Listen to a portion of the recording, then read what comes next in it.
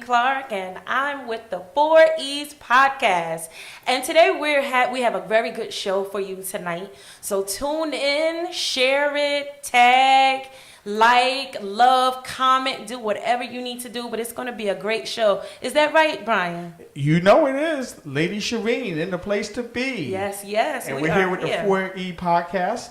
And we have our special guest, Dr. Gorham, who is joining us this evening. So, Dr. Gorham, why don't you just tell a little bit about yourself? Good evening. My name is Dr. Joseph Gorham. I am a practicing orthopedic surgeon in the New York metropolitan area. I primarily see patients in the Bronx and in Queens. I live here in Plainfield, New Jersey. And I'm here today to talk to you a little bit about orthopedics and medicine and what it's like to practice in 2021.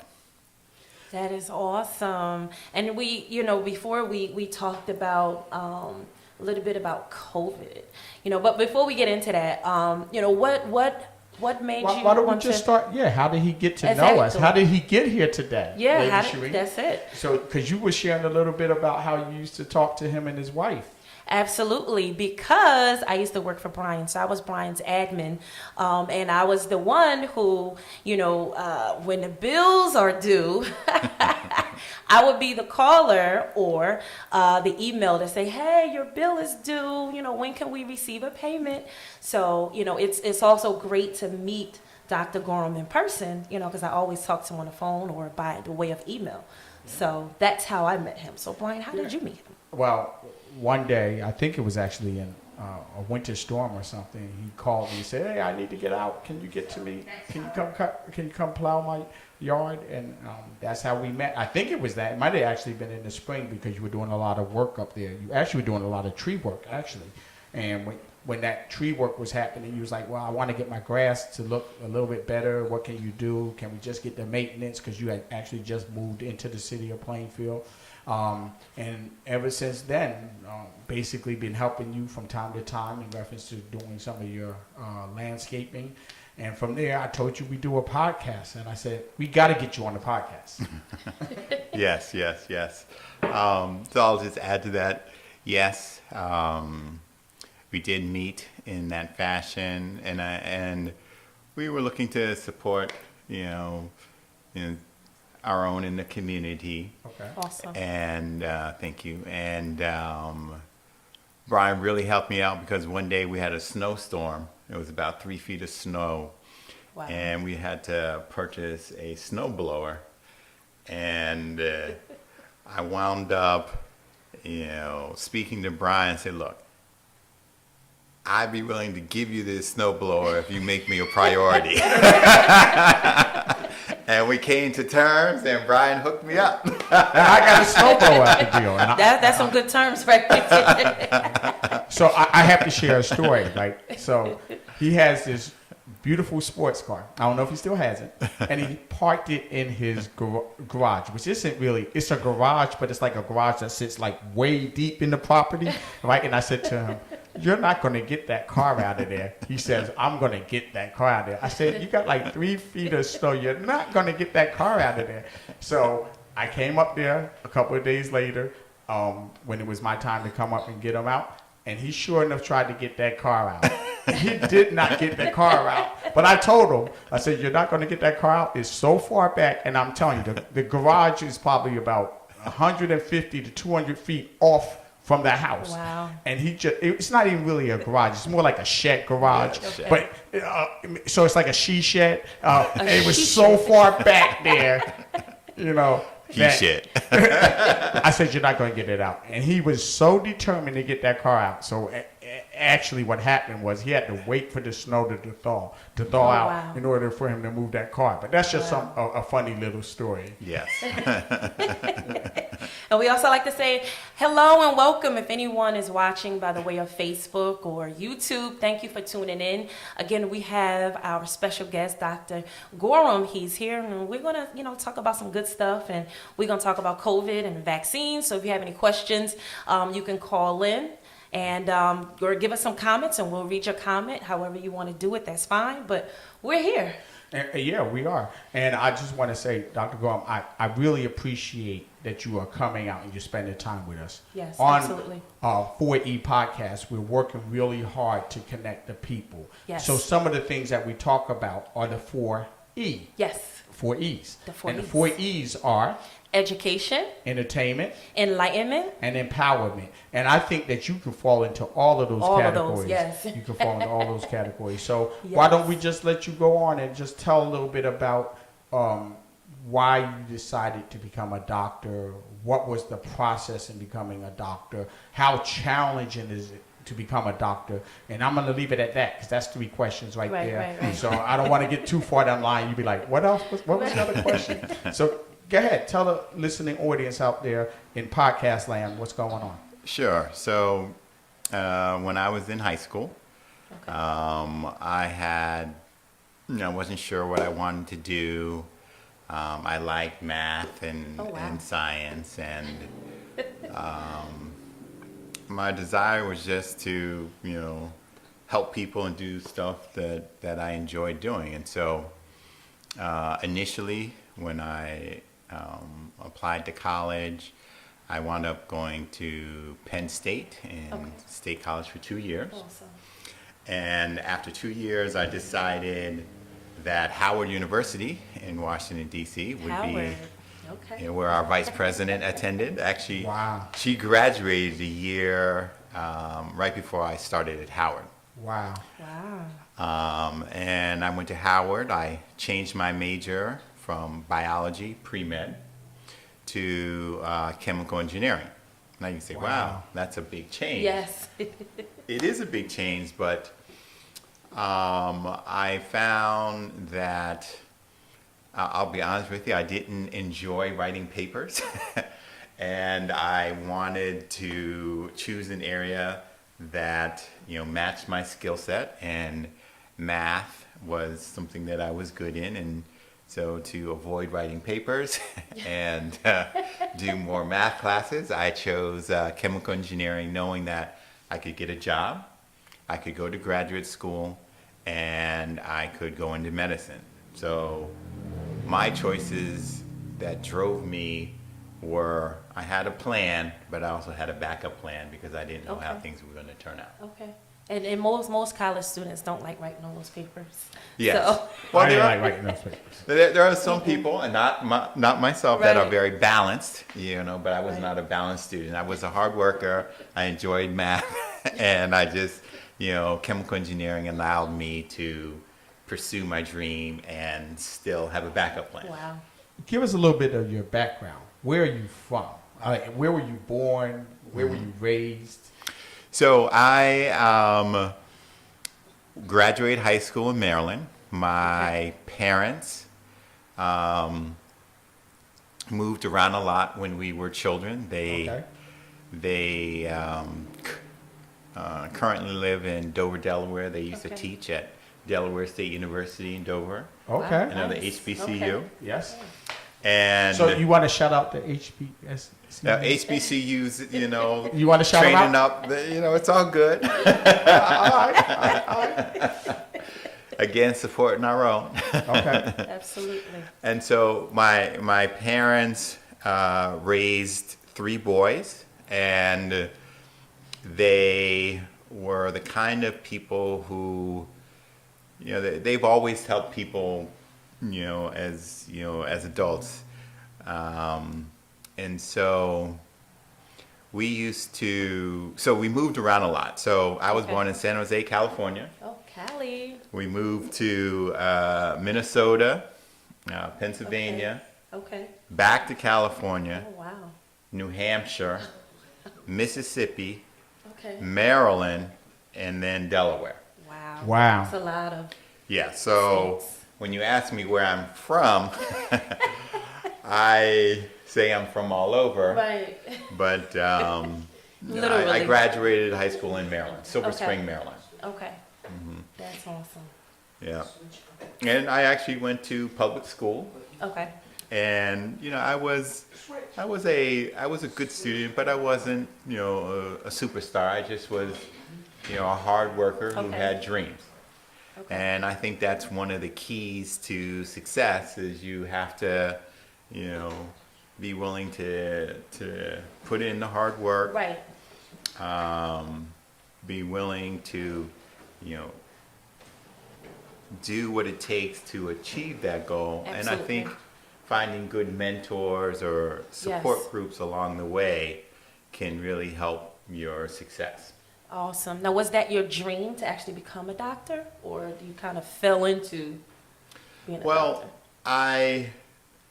I wanted to become a doctor because I did enjoy helping people, Okay. but I wasn't sure if things were going to work out. I mean, I was realistic.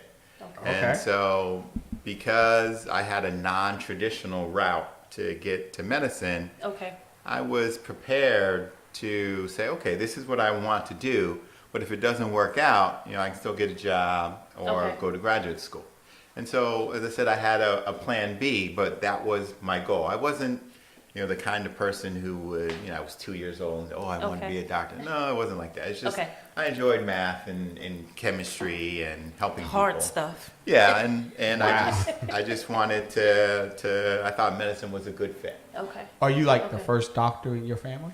Yes, actually, I'm the first medical doctor in my family. Okay. Okay. On my dad's side, he was the first to go to college, and Okay. on my mom's side, she was the second generation to go to college. Like her mom, I think she did 2 years and was a teacher. So you Okay. knew you were going to college. You just didn't know you were going to become a doctor. when you were in Correct. high school. Yes, Okay. the expectation was that when you finished high school, you would go to college. Okay. And you know, I think that going to college, you know, it was something that, you know, they instilled in me and encouraged Okay. me. And you know, when I wasn't sure what I was going to do, even in college, they helped Right. me to get through those tough times. And yeah, they were very influential in terms of, you know, So- me being That- that- successful that's and awesome. finishing. And so, you know, I get there's a lot of debate, you know, whether, school is not for everyone, or, you know, I don't want to go to college, or, you know, you shouldn't go to college, or you don't have to go to college. What would you say about that? Well, I would agree that it's not necessary. Okay. However, as black people, we have a lot of challenges in life, Okay. or people of color, not Okay. just say black people, people of color. Okay. And when you have challenges in, you know, things that can make the process more difficult, Okay. you can sometimes feel frustrated Right. because the forces are invisible. Okay. Okay. And school is an avenue where you can combat some of those forces Okay. and feel like you have a little bit more control about your current situation and your Okay. future. And so it's not that that's the only way, Right. Exactly. but it gives you a sense of control that you may not have in other scenarios. Not that there's, you know, any guarantee that you'll Right, be successful exactly. in anything. That's right. Well, That's one, true. one of the things that I think that college also does is it gives you an opportunity to develop as an individual, to become in your own. Right. Meaning that now you got to wake up, you Right. got to go to class, That's right. you got to do homework, you got to make sure you eat properly, you Right. got to make sure if you need to exercise. So there's a whole lot of things that college basically prepares you for in reference to becoming independent. Right. And hopefully when you get finished college, it will just help you on your path towards becoming self-sufficient. Right. That's it. Yes, I would agree with you. All of those things I definitely agree with. And to be honest with you, college also, in some instances, can allow you to have friends that you can have for a lifetime. That's true. And Wow. so I'm 53, and this year recently we went on vacation with 4 other couples from our college days, Okay. and it was very empowering to just vacation with other people who are going through some of the same things that Okay. you have, and you have a Okay. chance to fellowship with them, and just, it's really made you feel good about, Mm-hmm. life, and that you're not out there alone fighting the good fight. Okay. So Okay. with that being stated, now you finish Howard. What was the next step? So when I was in my last year, so my senior year, the beginning of my senior year, I applied for medical school. During the application process, you also had to take this test. It's called MCAT. I can't even tell you, medical something admissions test. I can't even Okay. remember what it stands I've heard for. of it before. Don't worry about it. If you want to become a doctor, Google it. Yes. But we know that you have to take that test. Right. Yeah, so it's a standardized test that you have to take. Wow. And that's standardized test can be an obstacle Yes.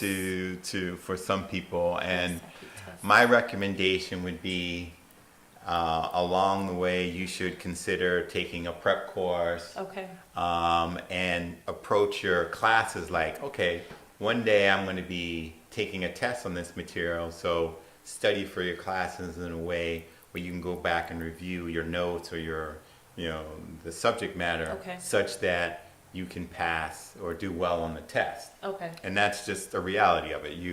You're expected to retain that information, Exactly. Yeah. so go into it with the expectation that you're going to learn it well enough to do well on the test. That's awesome. That's a very good nugget. I mean, because I think that's where college, even high school, as a matter of fact, school as a whole, is challenging because people don't know how to study.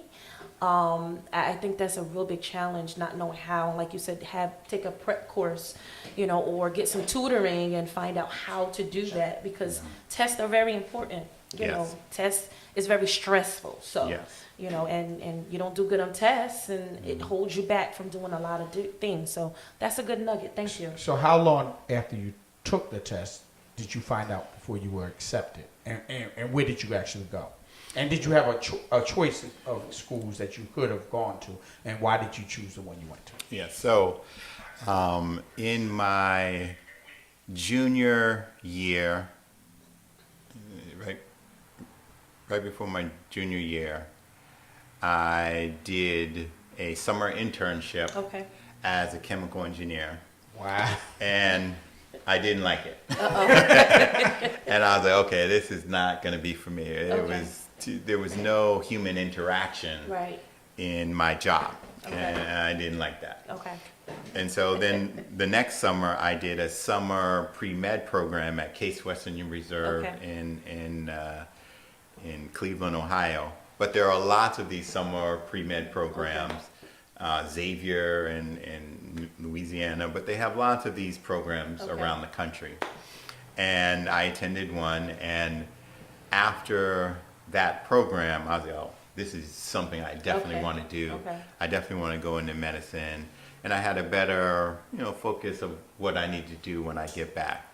The other thing that was very influential, through my college years is while I was at Howard, I used to utilize study groups. Okay. And so the entire time I was in engineering, we used to study together.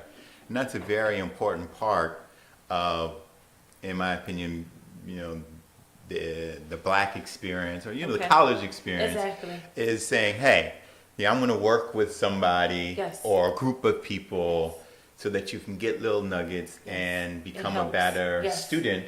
Yes. And, if you can, when you're learning things, if you can explain it to somebody, then you've learned it really well. Yes. And so Howard was an opportunity for me to work with my peers, and we had good times when we were in college, Okay. and we as a group we supported each other and excelled Okay. in the things that we did. And so during my senior year, after taking the test and going to the class, I strategically applied to medical schools that had double-digit minorities Okay. Wow. Okay. because I realized for me, I wanted to go to a school where I wasn't the only one. Okay. And so based on my summer, experience, I was like, okay, in Howard, I wanted to go to a school where there'd be other people like me. Okay. And so I applied to about 10 schools that had, a history of at least, 10% minorities. Okay. And of the 10 that I applied to, I got into one medical school. Oh, wow. And the beauty of that is you only need one. Right. So I wasn't, so I got into one, and it happened to be in Philadelphia at Hahnemann University, now Drexel University School of Medicine. Okay. And I also had a job offer. I was offered a job coming out. And so That's awesome. So I had to Yes. choose between, taking this job Wow. in engineering Okay. Or or continuing. continuing. Okay. And my parents recommended that, you're used to being a student. Okay. You haven't made any money. You may be better off just continuing the process of Okay. learning Gotcha. rather than, getting getting soft. That's a good segue because we have a question on our Facebook. Yes, we do. So we have a question, and the question is, how long did it take you to become a doctor? So once I entered medical school is 4 years. Okay. It's broken down. You do 2 years in the classroom. We call Okay. it basic sciences. Okay. And then we do 2 years of clinicals. Okay. And that model is actually a very effective model for learning. Okay. And what I mean by that is we spend time learning, and then we go out in the field and we practice under supervision. Okay. And that, Are connivers or live people? Hey, somebody's probably going to ask that question. Yeah, I just right? thought I'd throw it out. so the answer is we do both. So in anatomy class, we use those cadavers, but in the clinics, we work on live bodies. But Okay. you're supervised by You're supervised. by a Yes. physician Yes. or a doctor. Okay. Yes, And yes. by this time, you have learned what to do. Yes. You're not just thrown out there to say, "Hey, do this." Do that. Well, I know my doctorship ended when I had to dissect a frog. A frog. In the sixth grade. They're like, and this one has eggs in it. Eggs. I'm like, I can't do this anymore. I share a real quick story. My sister had to go to the doctor. And my father says, "Do you want to come in?" I said, "Sure, I want to go." And my bigger sister's going to the doctor. I want to be a part of that. And the doctor says, "Okay, what I'm going to do is I'm going to go and I'm going to take that, whatever they call it, put it in the ear. And then if you want, you can look in through the magnifying glass and see what's going on inside your sister's ear." So the doctor did that, and I thought I was the brave heart. After I looked inside the ear, I said, "I got to go outside." I was all woozy. Oh, wow. I couldn't take it no more. I said, "What in the heck was that?" I think I was sick for like a day at least Oh, my because God. I just didn't understand the body anatomy, and I didn't understand that actually, when you're not exposed to certain things and then you Right. become exposed to them, you never know how you're going to react. That's true. So I just thought that was a funny little story that I had to just throw in there. So That is a good story. I'd like to add to that in that, one of the things that I enjoy about being a physician is that one of the things that I still enjoy is learning about new things. Okay. And so going into medicine, you're always going to be exposed to new things. And so that's another aspect of medicine that attracted me. Okay. Is that I am a curious person by nature, curious but not putting my body at harm's Okay. risk, Okay. but Okay. curious. And medicine is an area that allows me to express my curiosity. Okay. And so, as an example, in that scenario that you gave, in the first 2 years of the basic sciences, we would learn what are we looking at, what are the structures that you look for, what are the names of the structures, and then in real life, and in the next 2 years when you're doing your clinicals, you would then have to identify those actual structures that you learned in the books. Okay. wow. And so that process of learning what's in the books and then actually going out and seeing it is why it takes 4 years to Okay. finish the process of training. That many other areas do the same thing, Right. but medicine is a fixed 4 years of training. But you're not Wow. guaranteed. Okay. You're not guaranteed after those 4 years. You still have to take additional tests. You Okay. still have to. Okay. So Help us along the way. so For those that want to become aspiring doctors. yeah, Okay. so at the end of 4 years, you finish medical school and you are awarded the medical degree and you are called a doctor at that point in time. Okay. However, You have the title. Okay. you have the time. However, you can't practice medicine yet because you have to do some additional training. Okay. And so we call that training residency. Okay. And that's where you pick the area that you want to go into. Okay. And in general, the two biggest divisions are surgical areas versus non-surgical areas. Okay. And so surgical areas, the training is a little bit longer Right. compared to non-surgical Okay. areas. Yeah.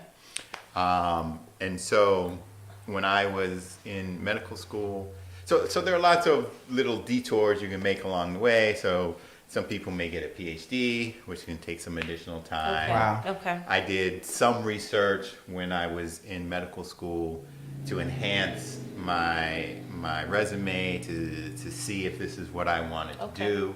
And so doing research, whether it's in medical school, college, even high school, can help expose Right. you to the areas and see if this is something that you really want to do. Okay. And so I had an opportunity to work with a black physician who had he'd done his undergrad in Princeton in Okay. chemical engineering. He got his MD from Harvard, Wow. a PhD from MIT, and he came to my hospital. I was like, oh my gosh, I want That's to awesome. work That's with this guy. Yeah, and, yeah. you know, and Great after mentor. meeting him, he was like, why don't you take some time off, do some research with me? And because of him kind of taking me underneath, his wing, I was able to get into the field of orthopedics. Wow. It's a very competitive field, and we make up about 3% of people of color are in the field of orthopedics. Okay. And so his mentorship was, a very important part of me getting into orthopedic surgery. Wow. Awesome. So you actually do surgery as well. Yeah. Okay. So as an orthopedic surgery, we see patients who have injuries or complaints with their joints. Okay. So shoulder pain, elbow, wrist, hand, hips, knee, and even the back and spine. Okay. And so within the field of orthopedics, that's what we do in general. Okay. And then you can specialize and just do certain areas as well. Okay. And so I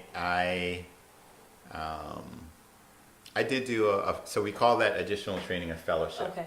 So I did 5 years of residency training, which was on the job training. So you're actually working a job, you get a Okay. check, Okay. and you work, and at the end of the 5 years, you can either get a job Okay. or do some additional finite training we call a fellowship. Okay. Or open up your own practice. Yes, or Okay. open up your own practice, Right. Okay. Which you actually which is actually what I did. Okay. Awesome.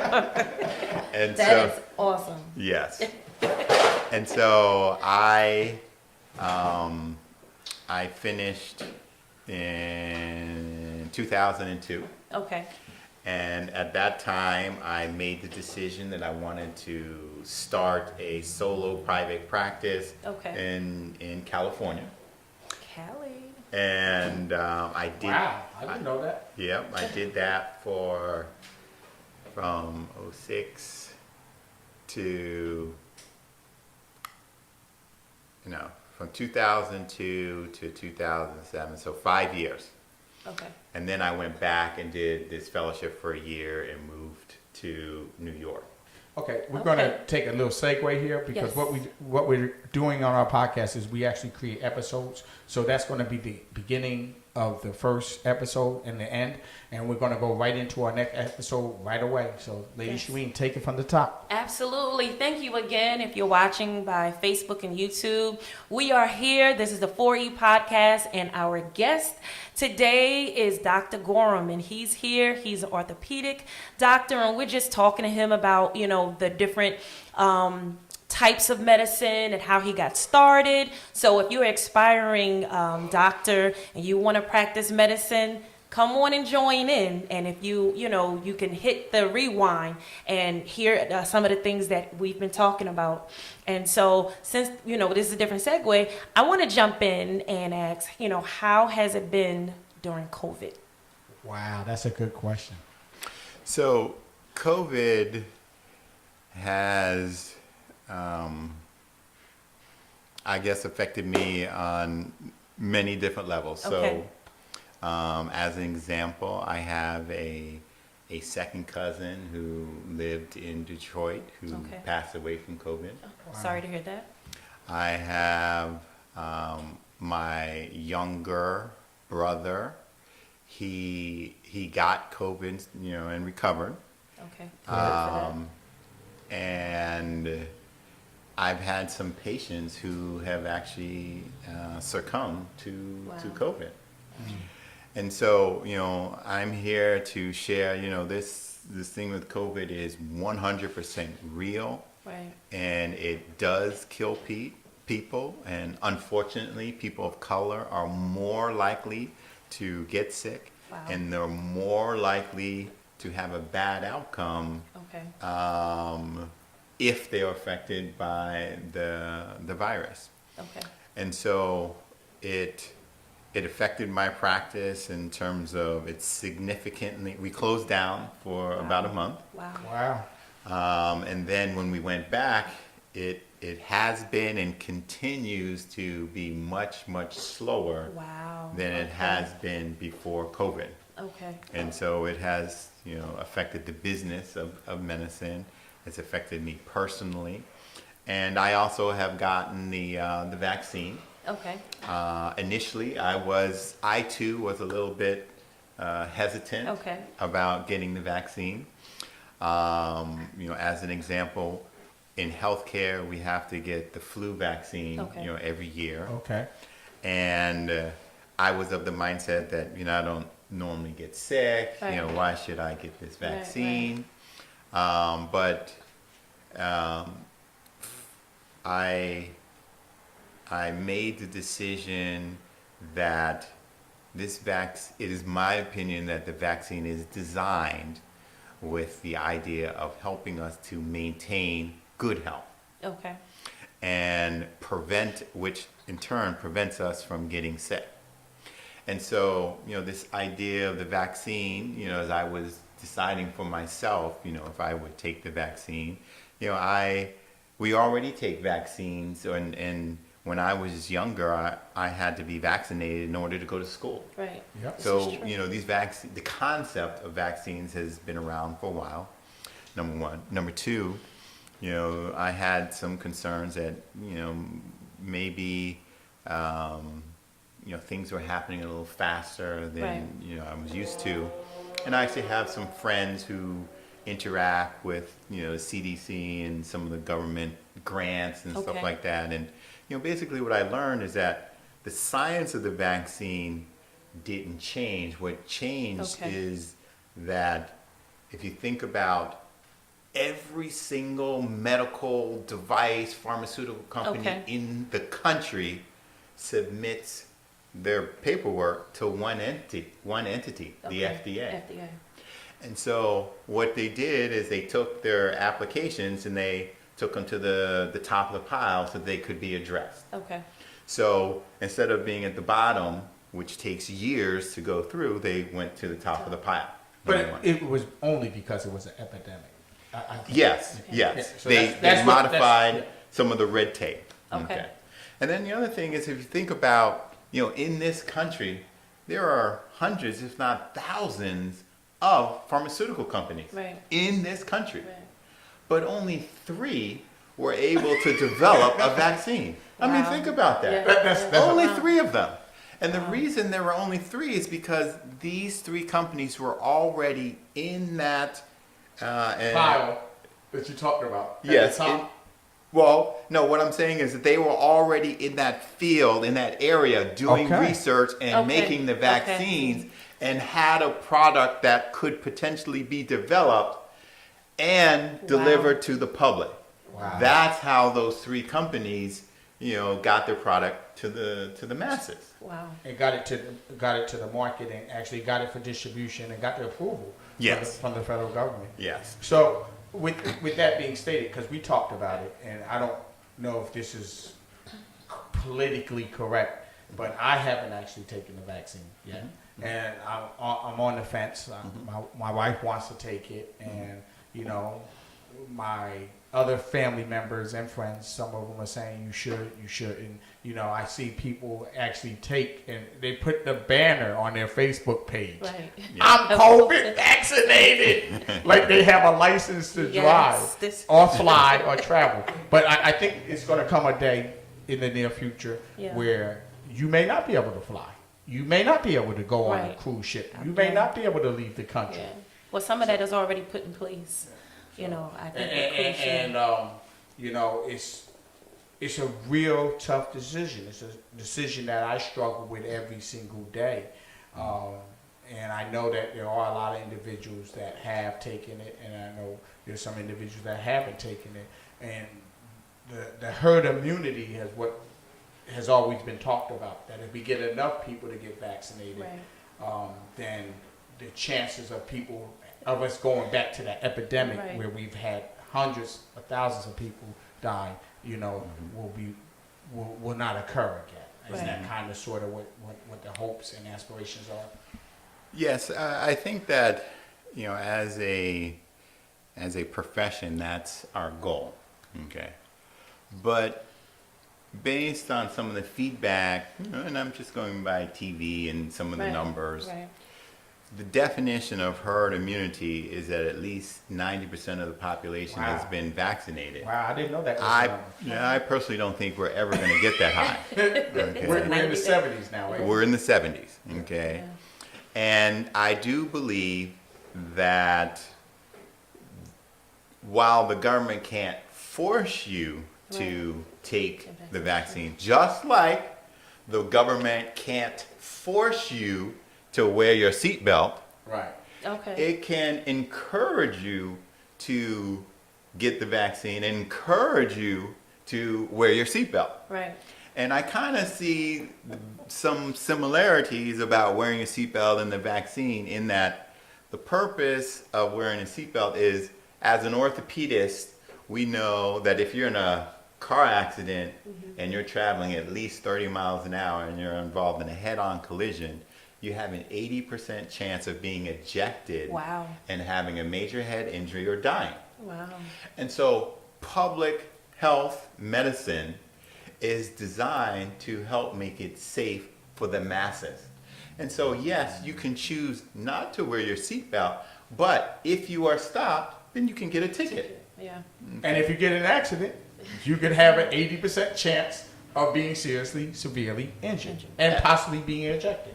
Correct. Anything over 35, you said 35? 30 miles an hour. Oh, anything over 30. Yeah. And I don't know about you, but when I was in high school, they bought that little machine and they put it in the parking lot and Yes. they put you at the top and they said, put your seatbelt on, you're going to be all right. And when that thing hit the bottom, I felt like I had a concussion. Oh wow. It was that severe, but it wasn't even 35 miles an hour. It was probably Okay. like 5 to 7 miles an hour. Wow. So, and that was an example of trying to get people to actually wear seatbelts. Now they got cars that you don't have an option. You Right. sit in the True. car, the Yeah. seatbelt wraps right around you, and you're Yeah. in. Yeah. So that's that. Lady Shireen, you go ahead. Oh, so I'm sorry, I lost my train. Okay, so we was talking about the vaccinations and stuff like that, and some people don't want to. Some people, are trying to weigh it out a little bit to say, okay, let me see what's going to happen. Yep. Let's see what, long term, issues may arise or whatever. And, some people may have health issues, to say, you know what, I kind of want to wait. What do you, would say about that? But, before you say that, I just thought about something. So when I had I was going to the hematologist because I had to get iron infusions, low iron. They said it's better just to get the infusions for a little bit. So that's what I did. And so it was during COVID. And so he asked me, he's like, do you want to take the test?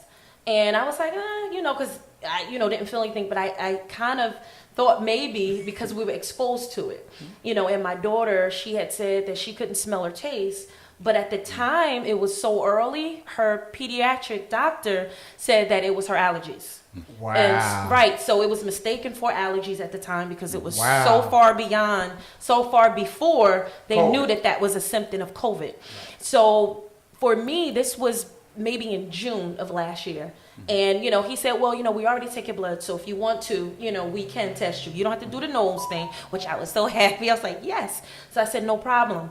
So when the test came back, he said, you beat COVID. He's like, we could tell that you didn't have it, that bad or whatever. So he said, but you have a lot of antibodies. So he says, as if you already are vaccinated, So what do you say about that? If how does that work? So,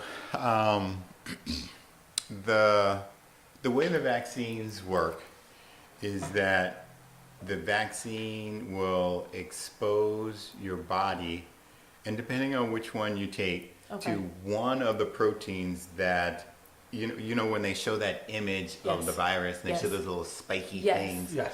And so they take that little spiky thing, it's a protein in the body, and the vaccine exposes your body to that protein. Okay. Okay. And so our immune systems are designed to recognize certain things as foreign. So Okay. in terms of the vaccine, this is foreign, and it creates an immune response that helps to protect our bodies from any kind of invasion of different Right. things. Okay.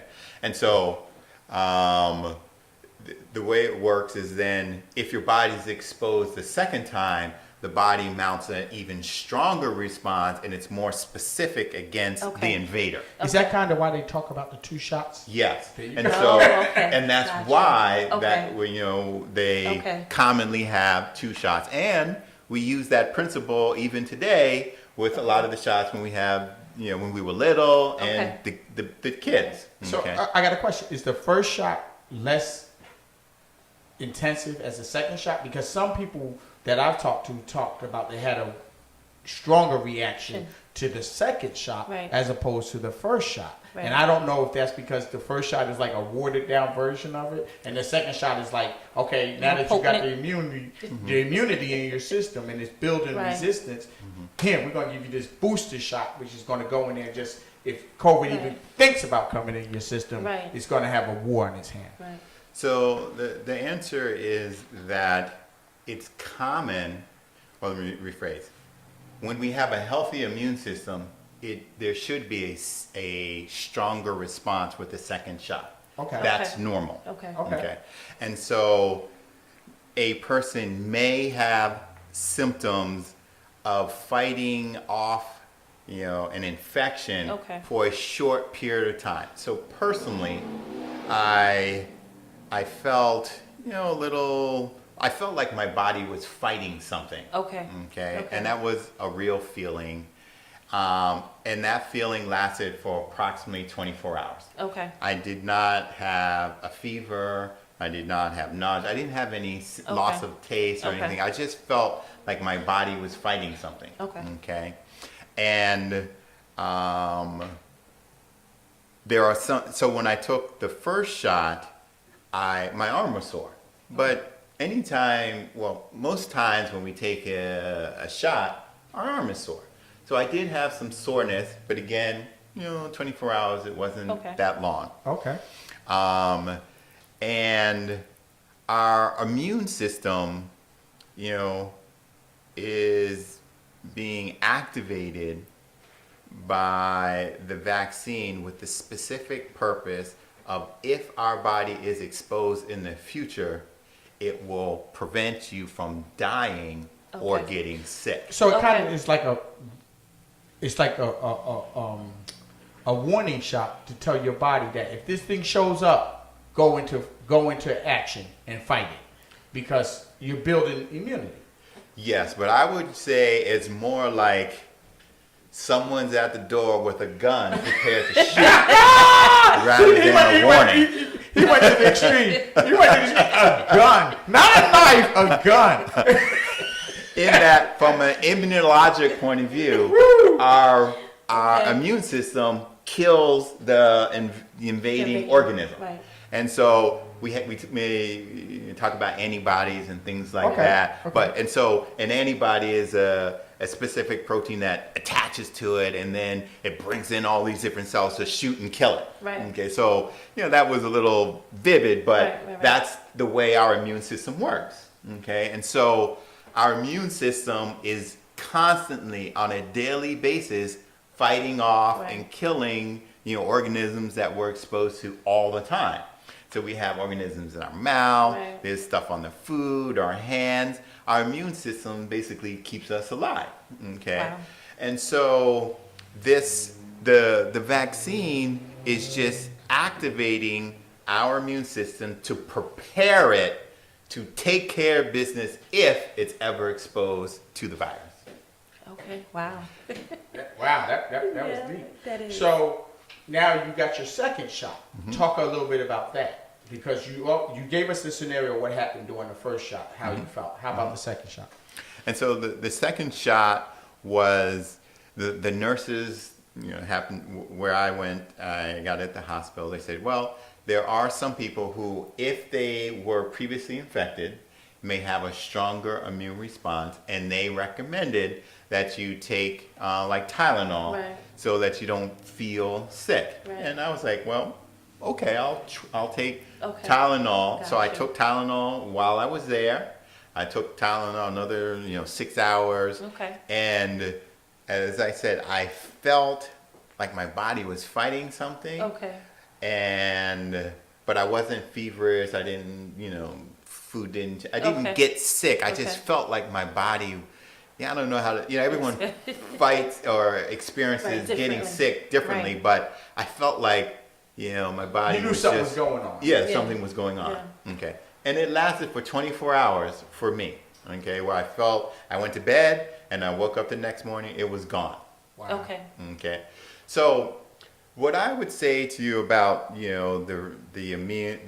the way people respond to the vaccine is this. So this is my example. If I had an apple and I was sharing an apple with 10 people in the room, 10 people would be good, eat the apple, no problem. If I shared that same apple with 100 people again in the Right. room, probably no problem. But if I shared that apple with 100 million people, Right. which is what the goal was in the first 90 days of the office, Right. yes, there will be some people who have an immune response, an allergic reaction, whether it's the pesticides, the apple, Right. the seed, me skin. touching them, Right. whatever it is. There would be somebody who had a response. Okay. It's the exact same thing with the vaccine. If you expose 100 million people plus to the vaccine, yes, there will be, just from the numbers of it, there Okay. will be a response. But that response, though it exists, what's the goal of the vaccine? To prevent death and disease. Okay. And so we're always trading. What is Death the lesser and of the two evils? Well, I wouldn't quite put it that way. Okay. But what I would say is that yes, there are some people who have a Well, response. the only reason I say that, doctor, because if nobody got the shot, then the pandemic would have continued on Yes. its course. Right. Yes. So by Right. giving the shot, the goal is goal. Yes. Because I'm not the Right. doctor and Right, I'm not a right. scientist. The goal is to lower the blunt force of the disease taking lives away from us. Yes, that is the goal, to maintain good health. Okay. And just like when we're watching TV, we see commercials Right. for drugs on TV. Right. We see that today. And at the end, they have a laundry list of the potential yes. effect. Well, I never That is understood why normal. people smoke cigarettes when it says the Surgeon General says that this will potentially cause cancer, Cancer. and people still do it. Yes. So that's another example. Right. In this country, we know cigarettes cause cancer. Right. But you still have the choice. So in Right. this country, you'll still have the choice, but there will be some scenarios where you're not going to have as many choices if you choose not to. That's the reality of it. If you smoke, your odds are you're not going to make 100. Right. If you don't take the vaccine, odds are you're not going to be able to travel to Europe. As an example, Right. you may be able to go to the Bahamas, but not to Africa Not or to Europe. And even if the United States says you can go, the other receiving country may say, no, you yeah, can't come. That's Correct. true. Or, you know, That's true. so one of the funniest things that is happening right now in New Jersey, and I'm only speaking about those individuals in New Jersey, but before I do that, Shireen Lilly is commenting on Facebook. You see her? Do I? Yeah. No, I don't. Okay, well, she's on my Facebook page, so Okay. she's watching. Okay. So if she wants to just chime in, she can chime in, write a comment. We'll ask the doctor. We actually also have opportunity for people to call in, but we're not really working on that right now.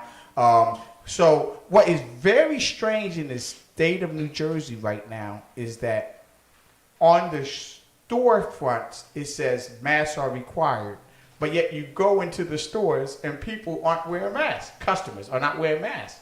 And it's kind of like an awkward situation because you want to say something to them, but you don't want to become part of a civil unrest, Right. you know, riot, because Exactly. people will be like, yo, mind your business. Right. You know, who are you telling me to wear my mask? So it's kind of funny because the state, I understand the state has now said that every establishment can write its own rules in reference to whether they require their customers. Matter of fact, I went to one of the places I frequent as a landscape. I went there, and none of the people serving me had on their masks. And they said, "Oh, this is a free zone." I'm like, "Oh, now we have free zones in America. You don't have to wear your mask." So it's kind of awkward zone. because I walked out the house the other day and I didn't have a mask in the truck. I usually have them in the truck, and I said, "Man, I gotta go. I ain't turning around. I'm going." And I just went, and thank goodness I didn't have to go into an establishment. But I think that most establishments now are not even confronting people about not wearing masks. And I know that masks were at one point the preventive measures that the government put in place for us to keep from getting sick from one another. Do you think that masks actually were a good what do you call it? What was it? Stopgap measure? Stopgap measure at one point. Yes, I think that in the beginning, this was an evolving process. Okay, so this is the first time in this country, well, not only this country, but around the world, that people were affected and died. Okay, first Right. time. Yes. It is Yeah. truly a pandemic, Yes. multiple countries that met the criteria where multiple Yes. people were being affected. Okay. And so in the beginning, what we did learn is that it was a respiratory infection, meaning it was spread through aerosolized means. And, you know, there have been some pictures, you know, they show on the news where if Yeah. you coughed or sneezed, you could see that little Yes. spray. And so the mask does help stop, prevent it from leaving you and from you breathing it in. So it was an effective means of helping to decrease the infection. Okay. Okay. And, you know, now I will also share with you, before COVID, we as, you know, physicians, we encountered people who had respiratory, illnesses, and we would normally, naturally wear a mask. And Wow. even in the operating room, I wear a You mask, have to, yeah. all the Right. time. And Right. so we apply that science to other scenarios Okay. even before COVID. And so the science behind that does work Okay. and does help to prevent infection. And so science came out that if you wore 2 masks, it gave, it helped. Couldn't breathe. Again, there is science to it because when we used the mask, we were trained on how to use the mask. Okay. The public wasn't trained That's on true. how to use the mask. That's true. And so we were giving people a medical device and just asking them to use it without Wow. explaining to them how How to to use it. And Wow. it became so crazy because at one point I had that medical, the N90, I think it was. I had them. And then all of a sudden you couldn't find them. Yes. Right. Yeah, and then Right. people started using cloth Couldn't and find T-shirts and everything. Right. Yeah. So, Right. Doctor, I just can tell you, man, that this has been really, really positive. We only have about another 3 minutes left, and there's so much to talk about. You are so Right.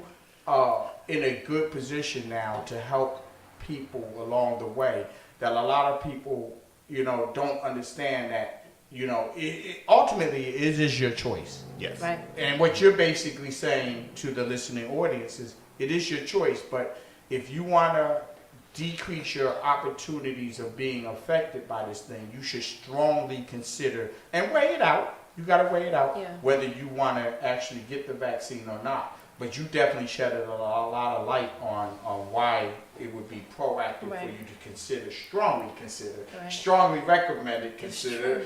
Yes. Yes. But I want to just add to that. Okay. That in our society, we routinely do things to make things safe for people. Right. Routinely. Yes. So as an example, when we go to the grocery store and you buy something to drink, there's that little thing you have to pull off the Yes. top before you can drink it. Okay. Because in the past we found that people could poison something in it, right. Okay. And so they made changes to make it safe for people. We pick up a medication from the pharmacy, they have child-proof caps. Yes. Yes. Because kids used to get into Yes. it and they would get Yes, sick and it's die. dangerous, yes. And so there are many examples that in our society we Yes. do things to make it safe for the people of our society. Right. And medicine has been given the onus of being responsible for people's health. The But it- gatekeepers. the Right. gatekeepers. But we're only half of the team. The other team members are the public. And so, yes, you still have a right to choose what you want to do, but we're trying to encourage you with knowledge and education and understanding that this is a better choice than not getting vaccinated in the big scheme of things. Right. When we have a known entity that could cause death or serious disease, it would be irresponsible for us not to try to help people. Irresponsible. Right. And in this country, we call that getting sued. And so our heart's desire is to make it safer for everyone. Okay. So how do people get in contact with you? I mean, I know you're in New York, but hopefully our podcast is going to grow, so it's going to be international. That is our goal and aspirations. Yes. But how, if a person needs to get in contact with you, how would they get in contact with you within the New York area? And Marquise has a question in the background. You have a question or a comment? I have a question. What's your Hold on. Who is Marquise? He's one of our mentees. Yes, he's one of our that we're mentees. mentoring. Yes. And he's actually on the switcher back there. Donnie's also in the background, so let's give a shout out to our two young Yes. youth that Donnie we're actually Marquise. mentoring and bringing them up in the world of audio and video. So go ahead, Marquise. what's your opinion on anti-vaxxers? Well, I think my opinion is that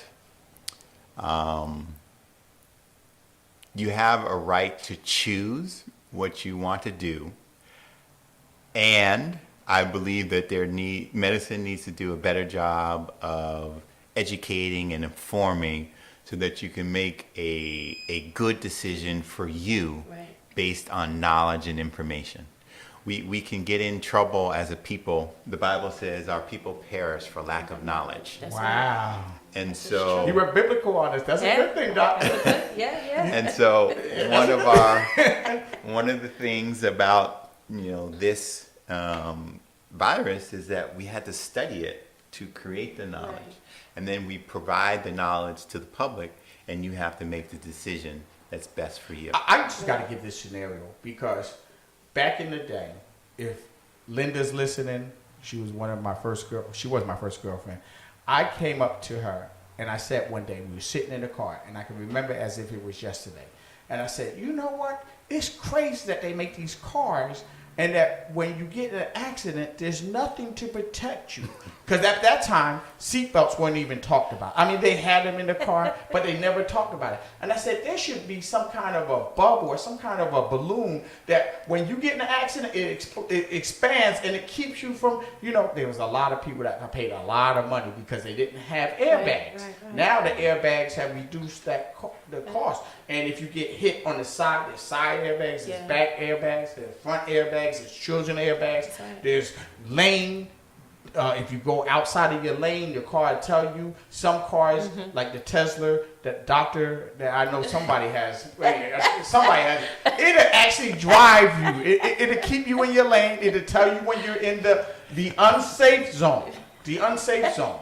So what you're basically saying is that I think, and not trying to summarize everything because you said a whole lot, but anybody that is considering it just has to weigh the options of what it is that you're trying to get to. If you want to be safe, you want to be able to travel, you want to be able to go out and not have to wear your mask, this is a serious option that you should consider. And that's not to say that you have to do it or you don't have to do it, but the bottom line is that you have given us logical explanation on why you should strongly consider taking the vaccine. So we still didn't get his question. How do people get in contact with you? Is there a web page? Is there an email? Is there, if somebody wants to call in and they want to do, and they're covered under their health insurance plan, can they go Cross River and call? They're going to get billed, but can they call and ask questions that you might be able to answer over the phone so that you can help them cure whatever ailment is affecting them? So go ahead. And this are is your you time to plug away. taking new patients? And are you That's the taking the question. patients?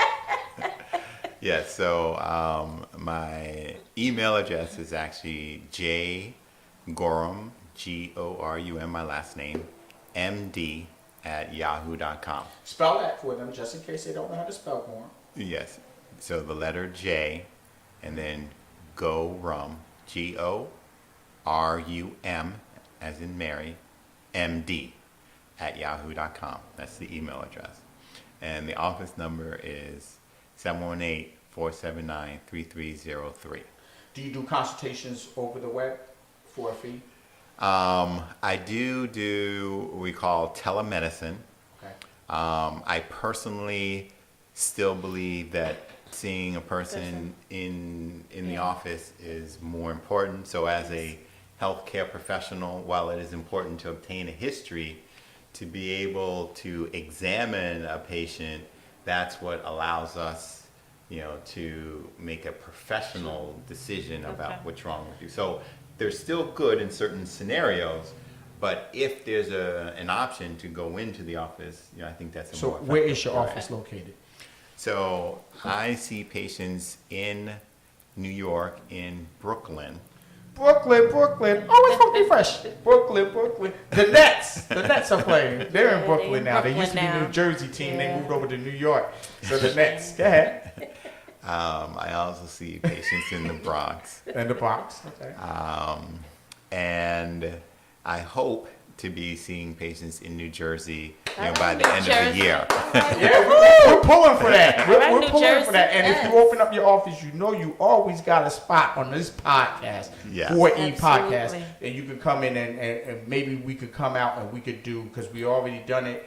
We went to Ruger's last Off week, location, yeah. and we did a off-site Yes. podcast, which was phenomenal. Yes, it was. So we would love to come. If you want us to come into New York, we'll come over to New York and we could do a podcast in one of Over your the water. one of your two. Yeah. So we just love the fact that you have taken time. Yes, thank I don't you. want to end it. If you want to go a little bit longer, we can go a little bit longer because you got a lot of information. But we want to be true to the public. People's attention spans are usually about whatever. And we 5 want to minutes. just make sure that people can get it in. But you've been very informative. You've been Yes. straightforward. You talked about the fact of being an African American, the importance of being a doctor and being able to support the African American community, or minority community, I should say, because I'm pretty sure you don't discriminate against anybody that wants to come in and see you. Right, Listen, right. if they got the insurance or they ain't got the insurance and they got the dough, they can come in and see you. And even if not, I'm pretty sure you work out a way to try to get them to be served. I don't think you turn people away if there is an extreme emergency, But for the most part, is there a website? Brian is I'm crazy, but it's good. This is good.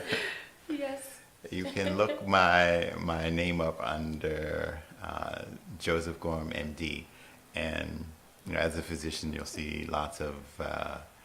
I'll come up on lots of different websites. Are there a lot of Gorham doctors in America? Or are there a lot of doctors with your last name in America? Oh no. Okay, so you are unique in that. Yes. Oh, Yes, that's a I good am. thing. So, Lady Shireen, you want to ask him a couple more questions, and then let's get to the end. Sure, why not? So, okay, so if anybody is aspiring to become a doctor, what would you tell them? What nuggets would you give them? So, the nuggets that I would share are while you're in high school, you may want to try to do some volunteer work Okay. where you have an opportunity to Okay. kind of see what it's like.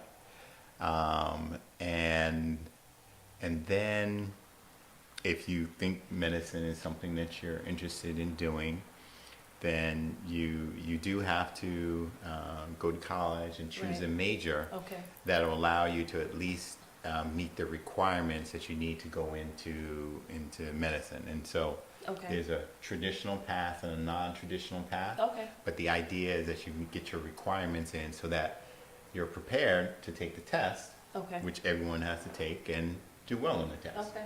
Now, what are some of the majors that would lead you there, so people kind of know, what they need to do if they kind of think they want to go on a path of medicine? So the traditional path of medicine would be majoring in what we call biology pre-med. Okay. And then, number 2 would probably be chemistry pre-med, but in the liberal arts field, pre-med defined as taking math class, chemistry class, biology class, and a physics class. Okay. Those are like the minimal requirements for the exam. Okay. And when you're taking these classes and when you're aspiring, the goal is to learn as much as you can, Okay. so that ultimately you can do well in your classes. Okay. And because the process is, it is a competitive process, Okay. and the better you are prepared to successfully get through medical school, the more likely you are to succeed. Wow. Okay. I didn't know that it had a competitive part to it. Well, it's competitive in that when you apply to medical school, you're competing against other students Okay, from gotcha. around the country Gotcha. and the world For those, Yeah, for those for entry a spots. certain number of Gotcha. spots. Okay. Gotcha. Yes. I understand that. Okay. Yes. So, what would you like to say in your closing remarks about just the overall experience of being a doctor, or being a community person, or being a person that you kind of touched upon being in Maryland in your early years, then you were in New York, I think, and then you went to California, and now you're in New Jersey. So overall, what would you like the podcast audience, our podcast audience, to know about you and about medicine and about just in general, about Right. what's going on in the world today? Right. And we could close with that unless Shireen needs to come back with Yeah, the one of the announcements. questions. And Announcement. Okay, Yeah. go ahead. Well, I would say that one of the things that distinguishes me from other, doctors or other people is I still enjoy helping people. Okay. And I interact with my patients in such a way that I like to make sure that the patient understands what's wrong with them Okay. and what the plan is. Okay. Okay. And from my experiences, that's something that when I see people interacting, people of color interacting with the healthcare Okay. field, we as doctors don't always do a good job Okay. of communicating what's wrong and what the plan is to help a person get better. Okay. And so I try to make sure all of my patients leave with the understanding of what's wrong and their role in helping themselves to get better. Okay. Okay. That's awesome. That sounds great. I think that's what is important because, when things are going on the inside, it could be scary, it could be stressful. So to find someone like yourself, to actually let them know exactly what's going on and how, it can be taken care of, and also telling them, I think that's most important too, telling them how they can actually get better or what you need to do, to get on that track to do better. Yes, good medicine is truly a team effort. Mm-hmm.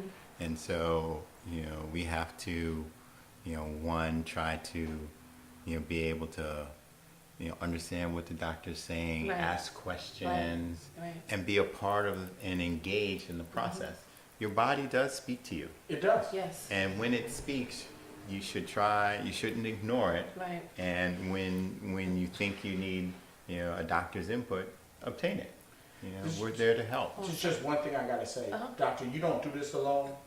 I know that your wife is involved in the office and some helping you out, and I know that with me, with my business, having that significant other in the business to help you move things along just makes life a little more easier, so that you can come home, you can actually concentrate on seeing the patients, Right. and you can have her concentrate on doing some of the other things that Right. every business has to run on. Yes. If Yes. you're not collecting the money, then you're not going to be in business for That's a long right. time. That's So you want to give a shout out to your wife while we're on here. I got to do that to you, doctor. I got to get her in Absolutely, there. yes. And Yes. I'm really not going to say anything else after this. Shireen, you're going to take us out. You do Yes. want to give us a plug about what's going on next week. Absolutely. And you do want to invite the doctor and his wife out to our next Yes. podcast Absolutely. at Arugas. Yeah. Okay, so go ahead.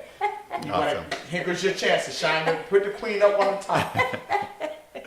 Yes, so any successful business is only as good as the people who are part of the business. Absolutely. And I have a role in the business, and my wife has a role in the business. And together we work as a team to provide a product to people in the public. And so my business would not succeed without her operating in excellence and integrity. That's awesome. And without her, it would, my business would not be successful. Right? That's great. That's some good stuff right there. Yes, Teamwork. yes, Like they say, teamwork makes the dream work. Ah. That's what they say. that is true. Yes. So again, we thank you for coming and stopping through with us and being on the Forward Ease podcast. So tune in, guys. So next week, we're going to be at Arugas. And our guest is going to be my aunt. And she is an author, Mary McDonald Swindell. And her husband, he's a musician. And he's coming out with a single, I believe, on the 18th. And his name is Lottie Swindell. Okay. And so I'm very, very excited. So we're going to be hosting that out of Arugas. So you're Where's welcome to Arugas? come. Because for the audience. I'm getting there. I'm getting there. You know me, Lady Shireen. So, so yes, we invite you and your wife to come out if you would like to. They're going to do a little bit of singing. She just wrote a book, so she's going to have her book, tell about her book. So it's going to be a great evening. So listen, we have spots for 50 people. So if you want to go, if you want to come, contact me. I think we're gonna do like tickets to make sure, you know, you don't have to pay for the tickets, but what we would like for you to do is to purchase something. You know, whether it's something to drink, some fries, but something, okay? Because we want to also give back to the establishment.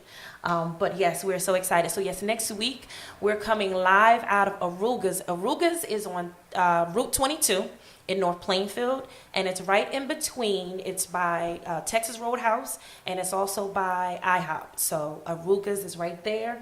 So come on and join with us. If you can't come, we'll be on live Facebook and YouTube.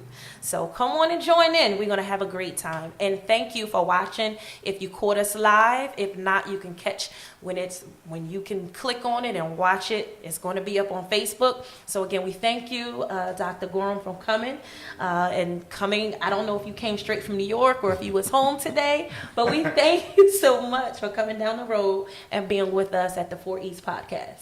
Thank you so much for having me. Thank No you. problem. Thank you. Good night, everyone. Good night. Thank you. Good night.